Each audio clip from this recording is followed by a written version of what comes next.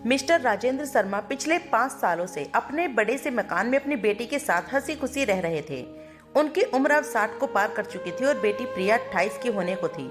उम्र को ध्यान में रखते हुए बेटी ने उनका सारा कामकाज अपने कंधों पर ले लिया था। प्रिया अपने हर काम में बहुत अच्छी थी।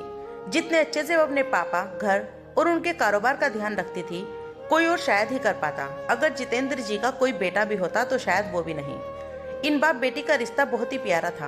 बिना बाबा के प्रिया को नहीं चलता और बिना प्रिया के बाबा को किसी काम में मन नहीं लगता था। कभी कभी तो ऐसा लगता जैसे राजेंद्र जी प्रिया के बाप नहीं उसके बेटे हैं। प्रिया की हरकतें ही कुछ ऐसी थी। बाबा को सुबह जल्दी उठाकर जबरदस्ती वॉकिंग के लिए भेजना हो, ये छोटे बच्चे को जैसे दवाई पिलाते हैं वैसे ही पापा को दवाई देना।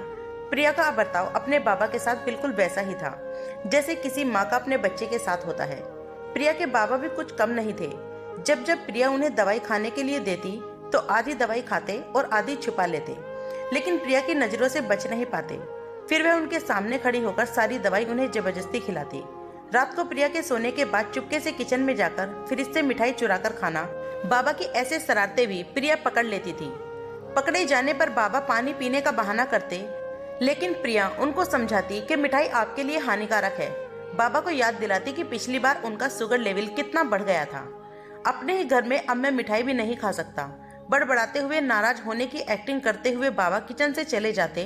फिर उन्हें मनाने के लिए एक मिठाई का टुकड़ा पापा के पास लेकर जाती और फिर वो दोनों उसे आधा आधा बांटकर खाते। दोनों के चेहरे पर बड़ी स्माइल आ जाती। बस ऐसे ही दोनों की जिंदगी खुशी खुशी कट रही थी। उसका घर बहुत बड़ा था, उसमें कई कमरे थे, इसीलिए उन्होंने सोचा कि एक किराएदार रख लिया जाए। पैसों के लिए नहीं, लेकिन प्रिया के ऑफिस जाने के बाद अकेले रह रहे राजेंद्र जी को थोड़ा सा सही किसी का साथ मिल जाए, इसलिए जल्दी एक किराएदार फाइनल हो गया। उसका नाम अमर सिंह था। उम्र उनकी 50-51 की होगी। एग्रीमेंट पेपर बनाने के दौरान पहली बार वह राजेंद्र जी और प्रिया से मिले। उन्हें दोनों से मिलकर काफी अच्छा लगा और अब अमर सिंह अपनी बीवी के साथ राजेंद्र जी के घर पर किराएदार के तौर पर रहने लगे। थोड़े दिन बीते थे, लेकिन अमर सिंह जी राजेंद्र जी के साथ अच्छी तरह से घुल मिल गए थे। वह दोनों सुबह सुबह अब साथ में ही वॉकिंग के लिए जाया करते थे। कभी वह अमर सिंह जी के साथ तो कभी अमर सिंह उनकी बीवी प्रिया और राजेंद्र जी के साथ डिनर किया करते। एक सुबह जॉगिंग के दौरान अमर सिंह जी ने कहा कि आप और प्रिया अकेले ही रहते हैं, आपको तो काफी कुछ मैनेज करना पड़ता होगा। आप कैसे सब कुछ इतने अच्छे से संभाल लेते हैं? अजी मैनेज क्या करना है, मेरी होशियार बेटी के लिए यह कुछ भी नहीं है। प्रिया सब इतने अच्छे से संभाल लेती है कि मुझे किसी बात की कोई चिंता नहीं है।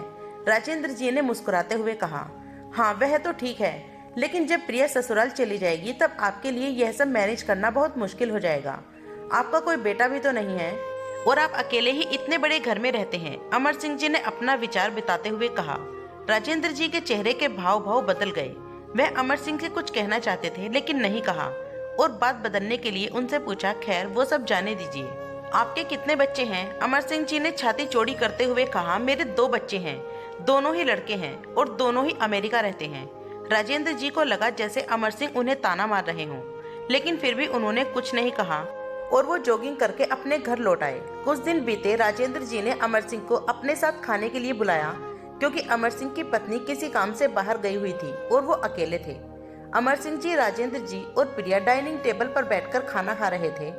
पहला निवाला खाते हैं। अमर सिंह के खाने की तारीफ करते हुए कहा, प्रिया बेटा तुमने आज खाना बहुत अच्छा बनाया है। राजेंद्र जी ने गर्व महसूस करते हुए कहा, हाँ मेरी बेटी बहुत अच्छा खाना बनाती है। अमर सिंह जी बोल पड़े, यह तो बड़ी अच्छी बात है, उसके ससुराल वाले बहुत खुश रहेंगे। प्रिया उनसे कुछ कहना चाहती थी लेकिन राजेंद्र जी ने उसे कहने से रोक दिया और बात बदलने के लिए प्रिया से पूछा, कारोबार कैसा चल रहा है, कोई दिक्कत तो नहीं हो रही? प्रिया ने कारोबार की सारी जानकारी और स्थिति अपने पापा को बताई, जिसे अमर सिंह जी भी सुन रहे थे और वह प्रभावित होकर बोले, वाह प्रिया बेटा, मानना पड़ेगा, जिस तरह से तुम सारा कारोबार संभाल रही हो, तुम राजेंद्र जी की बेटी नहीं बेटा ही हो। अब राजेंद्र जी से रहा नहीं गया। उन्होंने कहा, पता नहीं क्यों आप सभी लोग बेटी को बेटे के साथ कंपेयर करते हो। ऐसा एक भी काम या ऐसा एक भी फील्ड बताइए जिसमें बेटियों ने अपना नाम ना बनाया हो। अरे आसमान में प्लेन उड़ाने से लेकर देश के सर्वोच्च पद पर बैठकर देश चलाने तक बेटियों ने हमेशा अपने आप को साबित किया है, लेकिन आप जैसे लोग अभी भी उनकी तुलना बेटों से ही करते हो। होते होंगे बेटे सबके लिए ज्यादा इम्पोर्टेंट, मेरे लिए मेरी बेटी ही सबसे बढ़कर है और मैं ये फक्र से कह सकता हूँ जो मेरी इस बेटी ने मेरे लिए किया है, जितना प्यार मुझे दिया है, उतना दुनिया का कोई बेटा भी नहीं दे सकता। चलिए मैं आपसे ही पूछ लेता हूँ, आपके 2 बेटे हैं ना, बताइए वो साल में कितनी बार आपको मिलने आते हैं? अमर सिंह जी, दुनिया बदल चुकी है, आप भी बदल जाएं। बेटी को बेटी ही रहने दीजिए, उसे बेटा बनाने की कोशिश मत कीजिए। आप जब भी किसी बेटी का सामना करेंगे तो एक बेटी की तरह ही करना। ऐसा कभी मत कहना कि तुम बेटी नहीं बेटा हो।